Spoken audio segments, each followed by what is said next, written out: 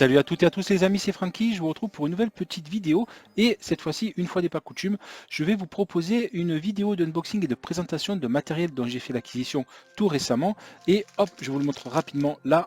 Hop, hop là, petit contre-jour, voilà, le NT USB de chez Rode. Alors, juste avant de faire cette vidéo et de faire le déballage, juste recontextualisons très rapidement le pourquoi du comment.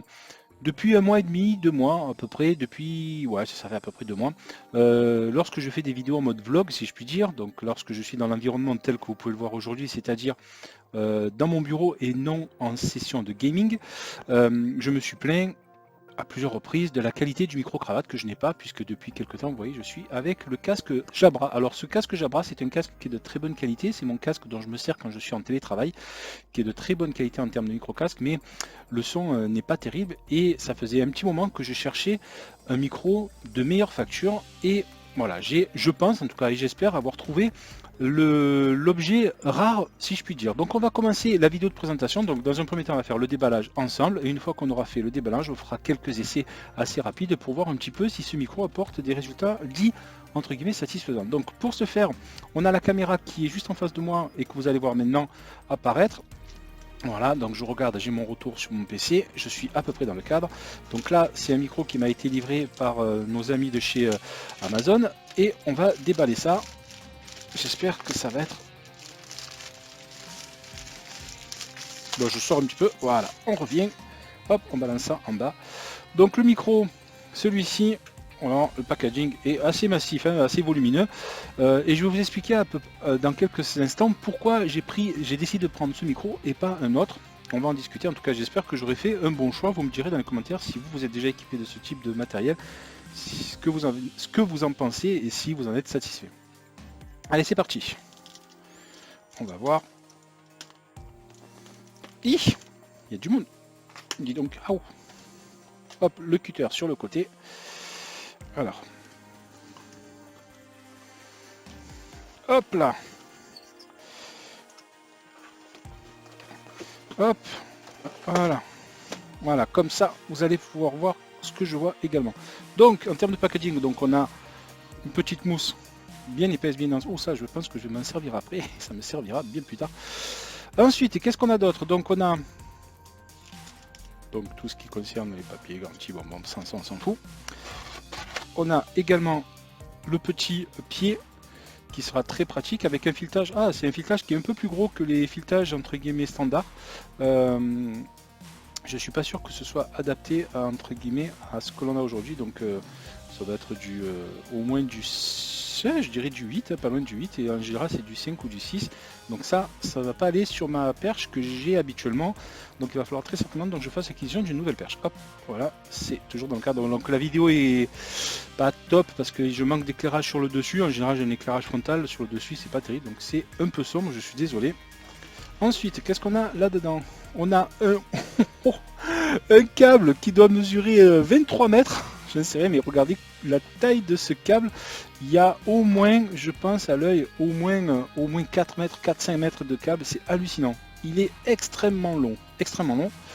Ensuite, on a également, ça c'est quand même assez sympa pour être signalé.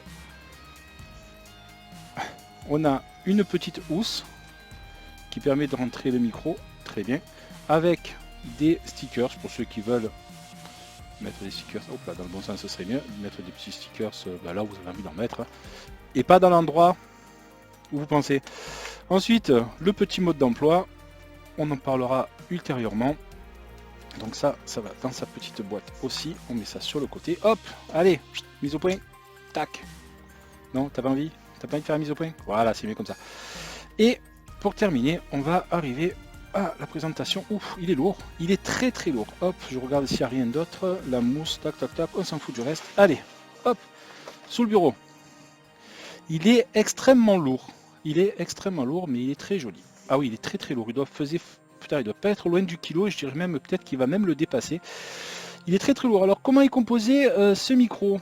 Alors, vous avez devant le filtre, le fameux filtre anti-pop qui évite les peu et be. Je suis adepte de ça, hein. Vous le voyez souvent apparaître dans les vidéos de gaming que je fais sur mon micro, et même en général, voilà. Donc qu'est-ce qu'on a de beau? Bon, c'est assez rapide, hein. On a donc le support qui est là, qui permet justement d'y intégrer le pied.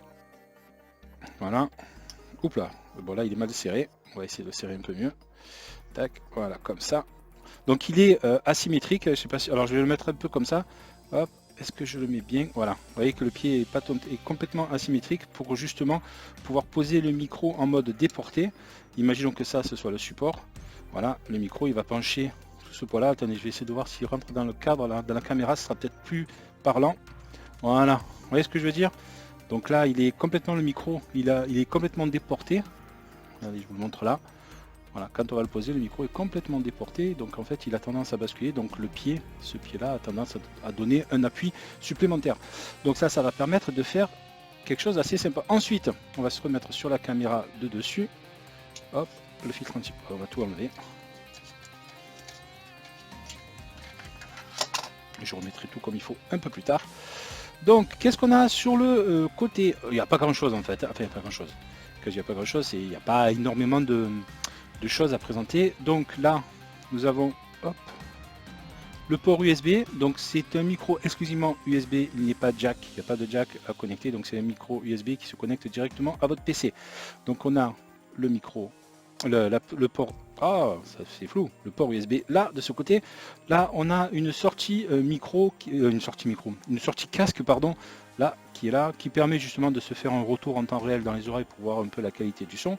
Donc la molette qui sert justement à régler le volume sonore dans le casque, et on a une molette de gain qui permet justement de régler l'intensité, le niveau de captation, de captage on va dire du son, donc le gain qui permet justement d'éviter quand on a un son, hop j'essaie de mettre dans le cadre, voilà, permet d'éviter d'avoir un son qui est soit trop léger, soit si on est comme ça avec un son qui risque de saturer énormément. Ensuite ce micro là, cette petite pastille dorée permet justement de se dire dans quel sens, c'est-à-dire que là si jamais vous mettez votre micro face à votre bouche comme ça, ou si vous le mettez comme ça, évidemment le son ne sera pas capté de la même façon. Là on est derrière, donc le son ne sera pas capté par devant et on aura un son un peu plus étouffé. Bref, pour revenir un peu plus à quelque chose de plus factuel, on va faire des essais dans la foulée. Pourquoi ce micro et pas un autre? Alors j'ai vu plusieurs articles, j'ai cherché, ça fait un bon mois, un mois et demi que je cherche ça depuis que mon micro est tombé en carafe. Pourquoi ce micro et pas un autre? Peut-être que je me trompe, mais en tout cas d'après les articles que j'ai vus, c'est celui qui donne le meilleur compromis. C'est que tout simplement je voulais un micro qui puisse être mis pas forcément sur une perche, il sera mis sur une perche souvent, mais pas forcément exclusivement sur une perche, donc il pourra être mis ailleurs, c'est-à-dire sur son pied principalement. Et la plupart des micros de streaming que j'ai vus, ce sont des micros sur lesquels il faut être assez proche. Quand je dis assez proche, c'est il faut parler voilà, plutôt dans l'axe du micro, et si on est déporté, on a tendance à perdre un peu de qualité sonore. Je ne sais pas si c'est le cas, mais a priori, il y a des chances. Et je sais pas quelque chose que je voulais. Moi, je voulais quelque chose qui pouvait être mis sur le côté, voilà, pour être mis hors du champ pardon, de la caméra, et qui puisse me permettre malgré tout de continuer à capter le son de ma voix. Peut-être un peu moins bien puisque je serai assez éloigné, mais quelque chose qui puisse me permettre d'avoir le son de ma voix. Autre chose, vous avez vu aussi assez récemment dans une vidéo de Gran Turismo Sport, assez récente, je vous ai présenté, c'était hier je crois, ou non, ça devait être avant-hier, je dis pas de bêtises, cette course qui a été une catastrophe en termes de captation de son, où c'était vraiment horrible, et en fait je me suis rendu compte de la limite de mon micro, et qu'il fallait, il fallait que j'en fasse l'acquisition assez rapidement. Bref, voilà, donc vous avez compris le pourquoi du comment de cette acquisition là. J'espère en tout cas que ça va être bon. Ce qu'on va faire maintenant, c'est que je vais couper pendant quelques temps, je vais faire quelques essais et on va revenir dans la foulée pour voir un peu si le son est de meilleure qualité entre ça, et on va voir ce que ça donne. Je vous dis à de suite. Ça y est les amis, je suis de retour, on va discuter maintenant des quelques tests que j'ai fait auparavant. Mais avant de commencer ces tests, juste un truc que je vous ai dit qui était une grosse bêtise. Alors attendez, je vais mettre mon éclairage pour que vous voyez bien. Voilà, je ne sais pas si vous le voyez bien. Le bouton dont j'ai parlé là, le premier bouton, celui du bas, donc effectivement le niveau de sortie audio pour mettre quand vous connectez le casque, à ce niveau-là, il n'y a pas de souci. Le premier dont j'ai parlé, c'est évidemment pas, enfin c'est évidemment, je pensais que c'était le gain, mais ce n'est pas du tout le gain tel qu'on peut le concevoir. C'est plutôt, on va dire, un mixage entre l'entrée de ma voix et l'entrée de l'ordinateur. Pour faire simple, si jamais vous branchez ce micro et que vous en servez comme, par exemple, si jamais, ben, dans mon cas, moi concrètement, si jamais je décide de faire des commentaires de course, par exemple, je vais mettre donc la vidéo en fond et je vais commenter par-dessus. Le principe de mixer, là, ce bouton-là, au plus je vais me mettre sur le côté micro. Là, je ne sais pas si on le voit bien, mais sur le micro, je vais orienter le curseur sur le côté micro. Ça veut dire que le son qui va être enregistré sera plus orienté vers le son de ma voix. Si jamais j'oriente la molette vers l'ordinateur, le mix sera fait et le son qui sera plus capté, ce sera le son de l'ordinateur. Donc ça veut dire qu'en fait, en fonction d'eux, soit j'ai ma voix qui est plus forte, soit j'ai l'ordinateur qui est plus fort. Ça permet de faire un mixage directement par le biais du micro et non pas par le biais d'un logiciel de montage autre. Ça veut dire qu'on peut jouer sur le gain directement. Ça peut être un truc sympa, mais je ferai des tests plus tard pour voir ce que ça donne en condition live commentaire si jamais je suis amené à le faire. Maintenant, on va parler contextuellement du micro en tant que tel. Alors, là, ce que vous entendez, c'est le casque Jabra. Je vais vite me mettre dans le micro, là, je le positionne devant moi, en usage normal, voilà, hop, oula, fait un peu de bruit, je le positionne devant moi, donc pour info, il est très stable, hein. Le pied est très stable, il est bien amorti, donc ça, c'est bien déjà à ce niveau-là. Donc maintenant, on va basculer avec le Rode. Et maintenant, la voix, telle que vous l'entendez, est enregistrée directement avec le Rode. Après, chacun aura son propre opinion sur la qualité de son. Faut bien remettre dans le contexte que le Jabra capte le son. Je reviens sur le Jabra. Hop, le Jabra capte le son directement avec le micro qui est là. Donc le son est directement à, on va dire, à 3 cm de ma bouche. Donc le son qui est capté est évidemment plus puissant et mieux capté, si je puis dire. Et maintenant, quand je reviens avec le Rode, donc je suis désolé pour le clic, vous devez très certainement l'entendre, je suis désolé. Là, le son est quand même à peu près approximativement 15-20 cm, donc le son qui est capté est nettement moins puissant, nettement moins performant que ce que pouvait l'être le son avec le Jabra. Autre chose, si jamais je me remets dans la configuration telle que j'envisage de le faire plus tard, c'est-à-dire là, une configuration dite avec un micro qui est en dehors du champ de la caméra, vous vous rendez compte très certainement que le son est quand même de moins bonne qualité dans le sens où le micro est beaucoup plus loin. Voilà pourquoi au final il sera très certainement envisagé chez moi que le micro soit, hop là, je la fais comme ça. Alors il sera pas pendu, hein, il sera pas pendu comme un petit cochon, mais il sera très certainement pendu quelque chose comme ça, voilà, ou quelque chose un peu plus près, mais peu importe, mais il sera très certainement dans le champ de vision de la caméra pour que quand j'ai quelque chose à présenter qui se trouve sur la table, on puisse avoir quelque chose de visuellement plus sympathique. Ensuite, on va faire le deuxième test, donc on va revenir comme ça. Vous allez voir ce que ça donne en termes de captation de son quand je balance ma tête. Voilà, je tourne autour du micro. Voilà, là je suis complètement sur la gauche du micro, complètement sur la droite. Donc en fait, au lieu de me tourner moi, je vais tourner le micro parce que je passe pour un débile à chaque fois. Donc voilà, là je tourne un peu le micro. C'est comme si jamais j'étais complètement sur le côté du micro. Et là, c'est pareil, j'imagine que le son que vous entendez est nettement plus éloigné que ce que vous, enfin en tout cas que ce que moi j'espérais. Voilà, c'est une semi-déception, je vous casse pas que c'est une semi-déception. Le son est de bonne qualité, mais je trouve que c'est moins... je m'attendais à ce que le son soit mieux capté malgré tout en étant voilà, sur un côté. J'espérais que le son soit quand même de meilleure qualité, ce qui est pas forcément le cas, mais il faut remettre dans le contexte. Évidemment, là, ce que vous captez, c'est... Pardon, alors, je reviens avec le Jabra. Voilà. Ce que vous captez avec le Jabra, c'est le son de ma voix, mais directement. C'est-à-dire que là, si je me déplace, ben, peu importe, ça ne change pas grand-chose. Quand je reviens sur le Rode, si jamais je me déplace autour du micro, évidemment, le son sera moins bien capté. C'est la notion de cardioïde, si je ne dis pas de bêtises, c'est-à-dire où on a vraiment le son de la voix qui est dirigé. Et je me suis fait honnêtement un petit peu avoir parce que je m'attendais vraiment à ce que la captation du son soit sur un spectre. Alors attendez, sur angulairement parlant, ce soit un spectre un peu plus large. Là, je trouve que le spectre est vraiment très réduit, c'est la notion de microcardioïde, et les essais que j'ai vus et les quelques vidéos que j'ai vues sur YouTube m'ont un peu induit en erreur. Mais bon, je pense malgré tout que le son reste de bonne qualité. Voilà, je vous dis honnêtement ce que j'en pense. Après, on verra dans le temps ce que ça va donner. Voilà, ça arrive de temps en temps que je sois un petit peu déçu du produit, si je puis dire. Mais il faut remettre dans le contexte de ce qu'est le produit. Quand vous regardez la notice, eh ben, la notice correspond effectivement à un microcardioïde, c'est-à-dire avec un axe de captation de son qui est vraiment avec un cône relativement fermé, si je puis dire. Quand on a vraiment sur les côtés, c'est assez complexe. Les vidéos que j'ai vues, je ne vais pas donner le site, peu importe, c'est pas ça, mais disaient clairement qu'on pouvait faire des entretiens à plusieurs, à 2 ou à 3, peu importe, donc c'est-à-dire une personne dans l'axe et des personnes sur les côtés, et que le son était de même niveau sonore, ou en tout cas de même qualité sonore, quel que soit le côté.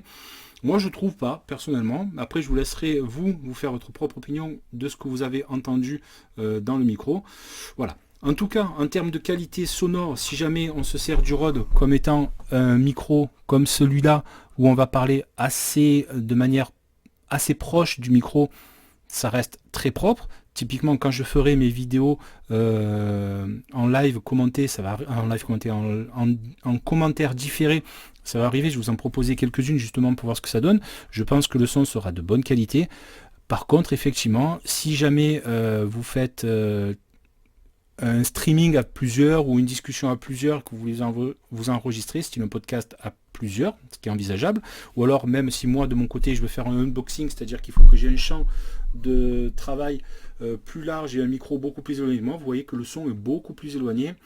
C'est d'une logique imparable, et j'entends bien, il n'y a pas de souci, mais des tests que j'avais eus, c'était pas ce que je m'attendais à avoir. Je m'attendais vraiment à avoir un son qui serait capté un peu mieux que ce qu'il est à l'heure où je vous parle. Alors évidemment, quand je ferai mon mixage, il y aura possibilité d'augmenter le niveau sonore, mais naturellement, le son est quand même un peu plus éloigné. Mais c'est le jeu, hein, c'est le jeu ma pauvre Lucette, comme dirait l'autre. Voilà. En attendant, le son, quand on est proche, est plutôt de bonne qualité. À ce niveau-là, il n'y a rien à dire. Ça reste un micro également qui est utilisé pour chanter. Hein. Moi, je ne vais pas m'amuser à chanter, je ne vais pas vous faire ce plaisir. Mais en attendant, voilà, c'était un micro qui est utilisé également pour le chant. Et donc, ce qui fait que quand on chante, on est plutôt proche du micro et pas comme ça. Voilà, là, vous entendez ma douce et mélodieuse voix. C'est peut-être un peu moins sexy, mais voilà, à vous de voir. Donc voilà, les amis. Je vais faire évidemment d'autres tests. Je vais faire d'autres vidéos dans lesquelles je vais parler dans le micro et m'en servir avec l'usage dont je vous ai parlé, et vous me direz ce que vous en pensez lors des commentaires que vous verrez apparaître dans la vidéo la prochaine fois. Voilà les amis, merci de m'avoir suivi. N'hésitez pas à laisser des petits commentaires, des petits pouces bleus. À titre informatif, très rapidement, ce micro également en termes de tarifs, prix public, il doit être aux alentours de 180 €, si je dis pas de bêtises. Je l'ai trouvé sur Amazon aux alentours de 160 €. Donc ça reste assez raisonnable. Dites-moi ce que vous en pensez, dites-moi si vous avez ce produit, peut-être vous pourriez me conseiller, me faire vos retours sur un usage que je pourrais en faire, peut-être que j'utilise pas de la bonne façon, et à ce moment-là, peut-être que ces retours seront plutôt intéressants de votre part. Voilà les amis, merci de m'avoir suivi, n'hésitez pas à laisser donc des petits commentaires, des petits pouces bleus si la vidéo vous a plu, et je vous dis à très bientôt pour de nouvelles aventures, et très certainement une vidéo avec un commentaire différé sur des courses de Gran Turismo Sport, pardon, il y a de grandes chances. Je vous dis une bonne journée, à très bientôt, salut!